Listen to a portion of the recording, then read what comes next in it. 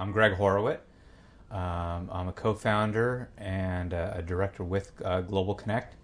My background, actually, I went to the University of California, San Diego, and after graduating there, went into business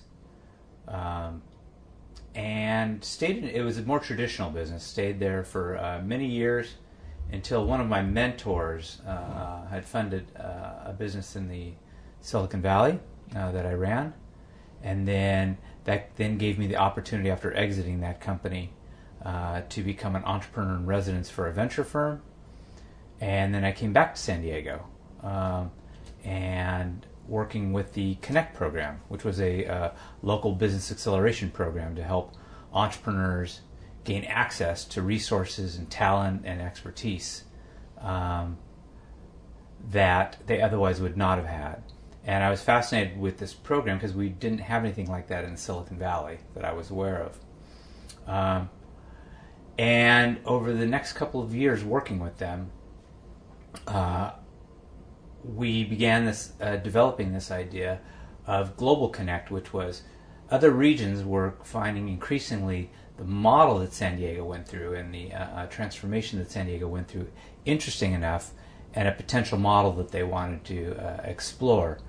That Global Connect was set up to assist other regions with that, but also to help San Diego understand what best practices and innovation were being applied around the rest of the world. So it seemed like a very good synergy. You can say what is an entrepreneur in residence in Silicon Valley?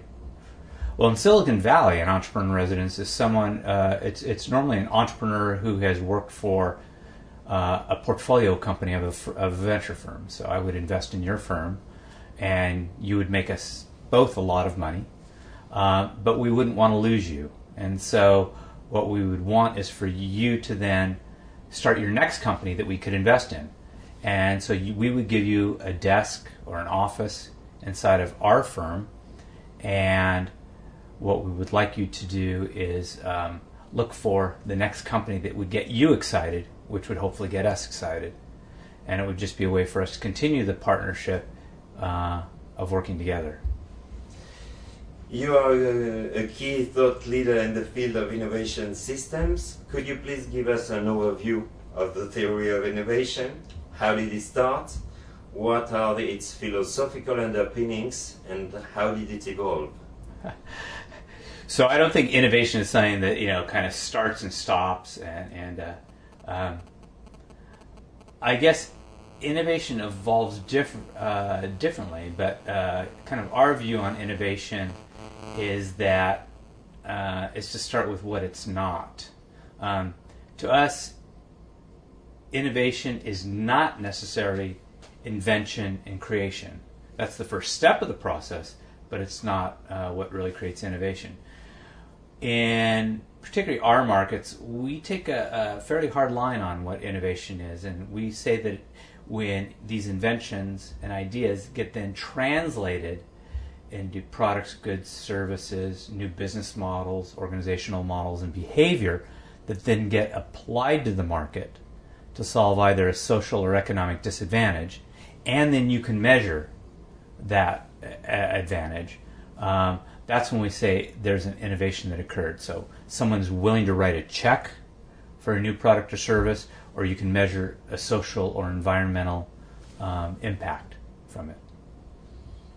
What is the link between the theoretical concept and what works in practice, as you say in your website? How does it affect business today, in fact?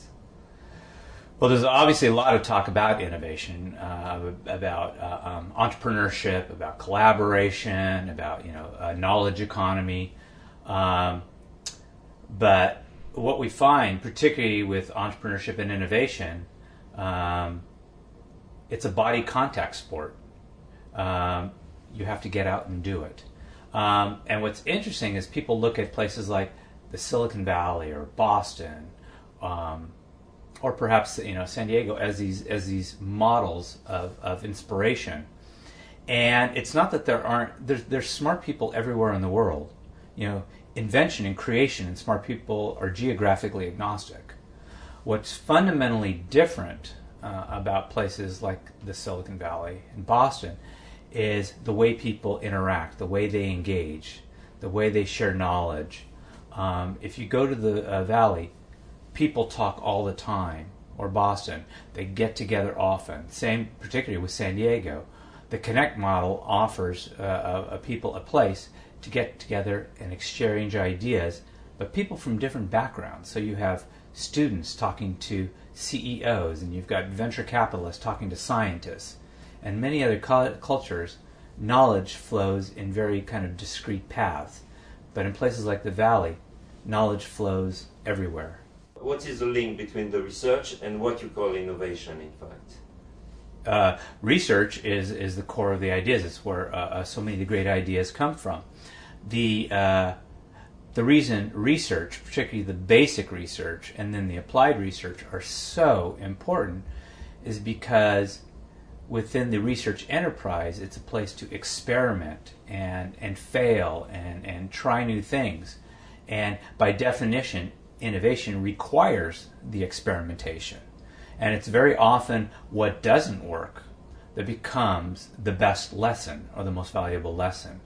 And so what we take from that then becomes the ideas that then get translated into the products or services that we apply to the market. And also commercialization. Absolutely. And commercialization is that point in which you take those ideas and inventions and then, again, translate them in a way that the market will then take it forward. And which side is winning for you? Is winning out? Those who are interested in innovation, or those who are only interested in cost cutting? Oh gosh, innovation. In fact, part of the reason for the intense interest in models like Connect is because many governments and regional economies that we talk with, this has become their number one priority, is this innovation economy. As the World Wide Web has democratized information, and as talent is becoming more mobile, and as emerging economies are gaining access to these knowledge resources and learning how to leverage them, it's creating a greater global competitiveness, so everyone's prioritizing how to access these resources very efficiently. Obviously, there's places for both. There are times when you do need to cost cut, and in some ways, there are technologies that are there to help create efficiencies, increase productivity, and often those translate to the bottom line. Ultimately, what corporations and businesses are looking for is how they create value, and then that value gets translated to the bottom line of their balance sheet. And the bottom line can be achieved, again, through either cost cutting or through increasing revenues and productivity. So there's different ways to approach it.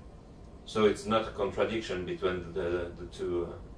Not at all. Again, there's times when you want to create efficiencies and want to create lean business models, and there's other times where you invest in the innovation because that will provide greater future value for the company. And so a lot of companies, particularly the innovation companies, do a lot of both. You look at a company like Apple, the investments that they are making in new ideas, the investments that a company like Google are making in creative people.